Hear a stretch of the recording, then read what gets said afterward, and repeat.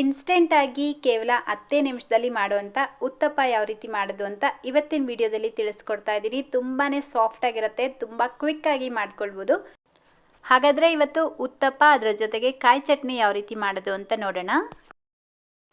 Hi, ನೀವು ನೋಡ್ತಾ ಇದ್ದೀರಾ ಶಾನ್ ಕನ್ನಡ ಚಾನೆಲ್. ವಿಡಿಯೋ ಇಷ್ಟ ಆದರೆ ಪ್ಲೀಸ್ ಲೈಕ್ ಮಾಡಿ, ಹಾಗೆ ಫ್ರೆಂಡ್ಸ್ ಮತ್ತು ಫ್ಯಾಮಿಲಿಯವ್ರ ಜೊತೆಲಿ ಶೇರ್ ಮಾಡಿ. ನಾನಿಲ್ಲಿ 1 ಕಪ್ ಗಟ್ಟಿ ಅವಲಕ್ಕಿನ ತಗೊಂಡಿದ್ದೀನಿ.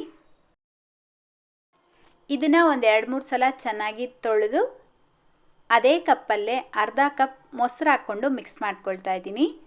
ಹುಳಿ ಬಂದಿರೋಂಥ ಮೊಸರಾದರೆ ಒಳ್ಳೆಯದು.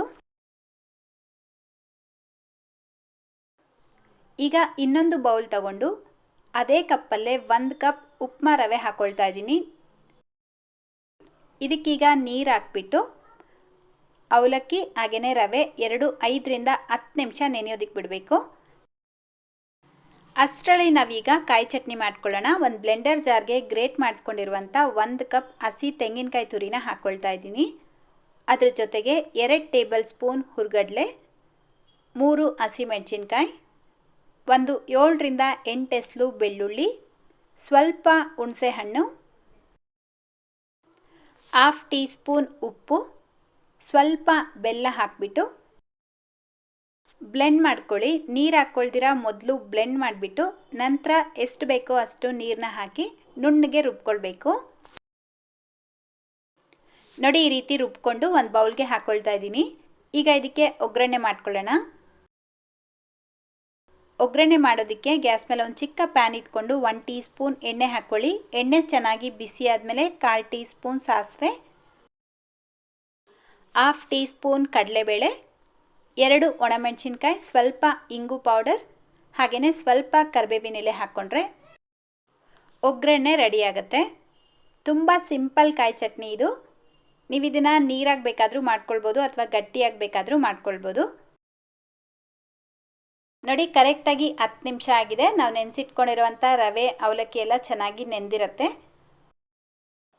ಮೊದಲು ಈ ನೆಂದಿರೋವಂಥ ಅವಲಕ್ಕಿನ ಒಂದು ಮಿಕ್ಸರ್ ಜಾರ್ಗೆ ಹಾಕ್ಕೊಂಡು ಸ್ವಲ್ಪ ನೀರು ಹಾಕಿ ನುಣ್ಣಗೆ ರುಬ್ಕೊಳ್ಬೇಕು. ನೀರು ಒಂದೇ ಸಲ ಜಾಸ್ತಿ ಹಾಕ್ಕೊಳ್ಬೇಡಿ, ಸ್ವಲ್ಪನೇ ಹಾಕ್ಕೊಂಡು ನುಣ್ಣಗೆ ರುಬ್ಕೊಳ್ಳಿ. ನೋಡಿ, ಈ ರೀತಿ ನುಣ್ಣಗೆ ರುಬ್ಕೊಂಡು ಈಗ ಆಗಲೇ ನೆನೆಸಿಟ್ಕೊಂಡಿರುವಂಥ ರವೆನೂ ಹಾಕ್ಕೊಳ್ತಾ ಇದ್ದೀನಿ. ರವೆ ನೀರಿನ ಸಮೇತ ಹಾಕ್ಕೊಳ್ಬಾರ್ದು, ಕೈಯಲ್ಲಿ ಈ ರೀತಿ ಚೆನ್ನಾಗಿ ಹಿಂಡ್ಬಿಟ್ಟು ಹಾಕ್ಕೊಳ್ಳಿ. ಹಾಗೆ ಮಿಕ್ಸಿ ಜಾರ್ ಏನು ನೋಡ್ತಾ ಇದ್ದೀರಾ, ಇದರ ಬಗ್ಗೆ ಆಲ್ರೆಡಿ ನಾನು ವಿಡಿಯೋ ಮಾಡಿ ಹಾಕಿದ್ದೀನಿ. Panasonic mixer grinder unboxing video. ನೀವು ನೋಡಿಲ್ಲ ಅಂದರೆ ನೋಡ್ಬೋದು, ಡಿಸ್ಕ್ರಿಪ್ಷನ್ನಲ್ಲಿ ಲಿಂಕ್ ಕೊಟ್ಟಿರ್ತೀನಿ. ನೋಡಿ, ರವೆ ಎಲ್ಲ ಹಾಕ್ಕೊಂಡ್ಮೇಲೆ ಸ್ವಲ್ಪ ನೀರು ಹಾಕ್ಬಿಟ್ಟು ಒಂದ್ಸಲ ಮಿಕ್ಸ್ ಮಾಡಿ ಮತ್ತೆ ನುಣ್ಣಗೆ ರುಬ್ಕೊಳ್ಬೇಕು. ನೀರು ಜಾಸ್ತಿ ಹಾಕ್ಕೊಳ್ಬೇಡಿ, ಆದಷ್ಟು ಬ್ಯಾಟರ್ ಗಟ್ಟಿಯಾಗಿರೋ ಥರನೇ ರುಬ್ಕೊಳ್ಳಿ. ನೋಡಿ, ಈ ರೀತಿ ನುಣ್ಣಗೆ ರುಬ್ಬಿಟ್ಟು ಒಂದು ಮಿಕ್ಸಿಂಗ್ ಬೌಲ್ಗೆ ಹಾಕ್ಕೊಳ್ತಾ ಇದ್ದೀನಿ. ಹಾಗೆ 1 ಟೀ ಸ್ಪೂನ್ ಉಪ್ಪು, 1/4 ಟೀ ಸ್ಪೂನ್ ಅಡುಗೆ ಸೋಡಾ ಹಾಕ್ಕೊಂಡು ಮಿಕ್ಸ್ ಮಾಡ್ಕೊಳ್ತಾ ಇದ್ದೀನಿ.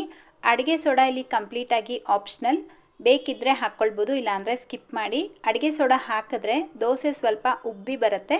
ಬೇಡ ಅನ್ನೋ ಹಾಗಿದ್ರೆ ನೀವು ಸ್ಕಿಪ್ ಮಾಡಿಬಿಟ್ಟು ಹಾಗೆ ಬೇಕಿದ್ದರೂ ಮಾಡ್ಕೊಳ್ಬೋದು. ನೋಡಿ, ಬ್ಯಾಟರ್ ಕನ್ಸಿಸ್ಟೆನ್ಸಿ ನಾರ್ಮಲ್ ದೋಸೆ ಮಾಡೋದಕ್ಕೆ ಯಾವ ರೀತಿ ಇರುತ್ತೆ ಅದಕ್ಕಿಂತ ಒಂಚೂರು ಗಟ್ಟಿಯಾಗೇ ಇರಬೇಕು. ಈಗ ಒಂದು ತವಾನ ಚೆನ್ನಾಗಿ ಬಿಸಿ ಮಾಡಿಬಿಟ್ಟು ಮೊದಲು ಎಣ್ಣೆನ ಅಪ್ಲೈ ಮಾಡಿ 1 ಸೌಟಷ್ಟು ಬ್ಯಾಟರ್ ಹಾಕ್ಕೊಳ್ತಾ ಇದ್ದೀನಿ. ಇದು ಚಿಕ್ಕದಾಗೆ ಬರೋದು, ತುಂಬ ದೊಡ್ಡದಾಗೆಲ್ಲ ದೋಸೆ ಬರೋದಿಲ್ಲ, ಹಾಗೆ ತೆಳುವಾಗೂ ಬರೋದಿಲ್ಲ. ಮೇಲ್ಗಡೆ ಇದಕ್ಕೆ ಸ್ವಲ್ಪ ಗ್ರೇಟ್ ಮಾಡಿರುವಂಥ ಕ್ಯಾರೆಟ್, ಹಾಗೆ ಸಣ್ಣದಾಗಿ ಹಚ್ಕೊಂಡಿರುವಂಥ ಈರುಳ್ಳಿ, ಸ್ವಲ್ಪ ಕೊತ್ತಂಬರಿ ಸೊಪ್ಪನ್ನು ಹಾಕ್ಕೊಳ್ತಾ ಇದ್ದೀನಿ. ಕ್ಯಾರೆಟ್ ಕೊತ್ತಂಬರಿ ಸೊಪ್ಪೆಲ್ಲ ಬೇಡ ಅನ್ನೋ ಹಾಗಿದ್ರೆ ಪ್ಲೇನಾಗೂ ಮಾಡ್ಕೊಳ್ಬೋದು. ಸ್ವಲ್ಪ ಎಣ್ಣೆ ಹಾಕ್ಕೊಳ್ಳಿ. ಎಣ್ಣೆಗೆ ಬದಲಾಗಿ ತುಪ್ಪ ಅಥವಾ ಬಟರ್ ಬೇಕಿದ್ದರೂ ಹಾಕ್ಕೊಳ್ಬೋದು. ಮೀಡಿಯಮ್ ಫ್ಲೇಮಲ್ಲೇ ಒಂದು 2 ನಿಮಿಷ ಬೇಯಿಸ್ಕೊಂಡು ಮತ್ತೆ ಉಲ್ಟಾ ಮಾಡಿ ಹಾಕಿ 1 ನಿಮಿಷ ಬೇಯಿಸ್ಕೊಂಡ್ರೆ ಉತ್ತಪ್ಪ ರೆಡಿಯಾಗತ್ತೆ. ಈ ರೀತಿ ಒಂದೊಂದೇ ಮಾಡೋದು ಲೇಟ್ ಆಗುತ್ತೆ ಅನ್ನೋ ಹಾಗಿದ್ರೆ ಒಂದೇ ತವಾ ಮೇಲೆ ಪುಟ್ಟದಾಗಿ 3 ಉತ್ತಪ್ಪನ ಮಾಡ್ಕೊಳ್ಬೋದು. ಈ ರೀತಿ ಚಿಕ್ಕದಾಗಿ ಮಾಡಿಕೊಟ್ರೆ ಮಕ್ಕಳಿಗೂ ಇಷ್ಟ ಆಗುತ್ತೆ, ನೋಡೋದಕ್ಕೂ ಚೆನ್ನಾಗಿರುತ್ತೆ.